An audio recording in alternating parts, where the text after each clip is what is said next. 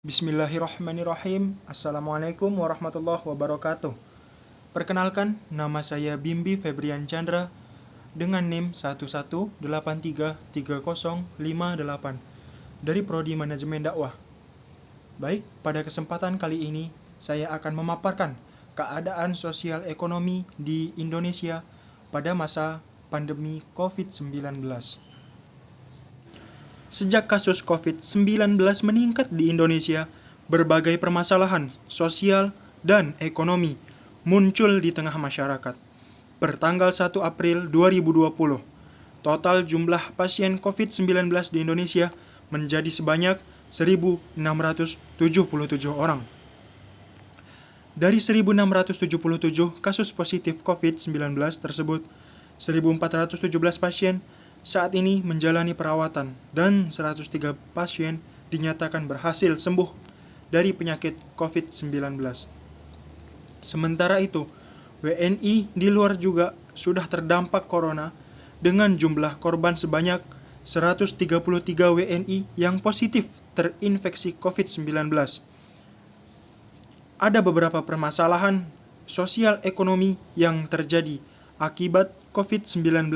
Di antaranya, yang pertama yaitu kelangkaan barang. Ada beberapa barang menjadi langka di pasaran.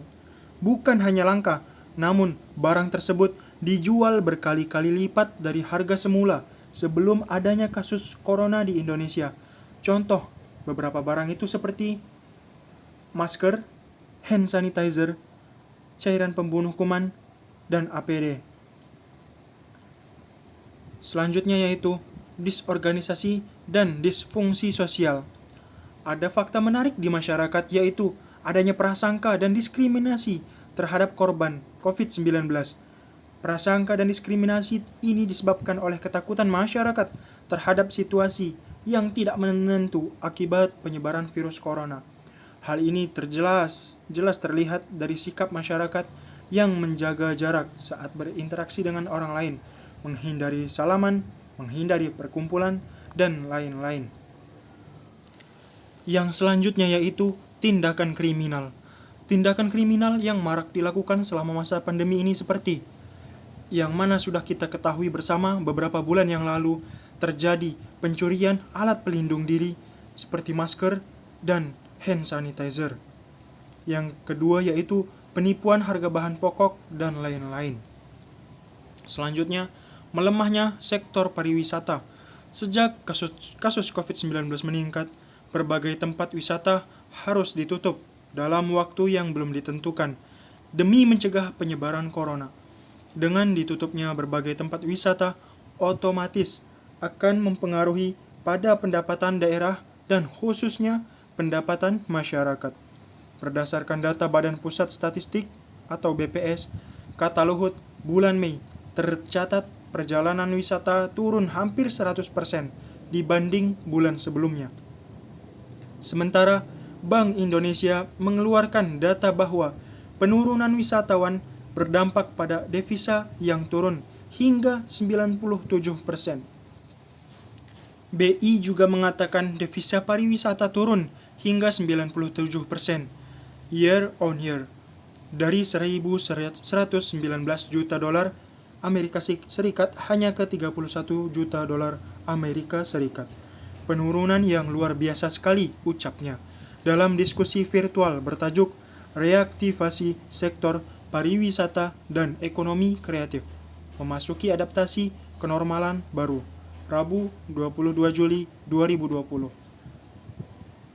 Yang selanjutnya yaitu angka kemiskinan dan pengangguran meningkat. Sejak pemerintah menetapkan berbagai kebijakan seperti work from home, pembatasan wilayah, dan penutupan berbagai tempat publik seperti tempat wisata, banyak perusahaan atau perkantoran yang meliburkan pegawainya. Para pengusaha UMKM juga bahkan ada yang memutihkan karyawan atau PHK. Sebagai antisipasi dampak penutupan usaha dalam waktu yang belum ditentukan, Badan Pusat Statistik mencatat angka kemiskinan per Maret 2020 mengalami kenaikan menjadi 26,42 juta orang. Dengan posisi ini, Persentase penduduk miskin per Maret 2020 juga ikut naik menjadi 9,78% dibanding Maret 2019. Peningkatannya mencapai 1,28 juta orang dari sebelumnya 25,14 juta orang. Presentasi penduduk miskin juga naik 0,37% poin dari Maret 2019 yang hanya 9,41%. Hanya itu yang dapat saya sampaikan. Terlebih dan terkurang saya mohon maaf. Wabillahi taufik wal hidayah. Wassalamualaikum warahmatullahi wabarakatuh.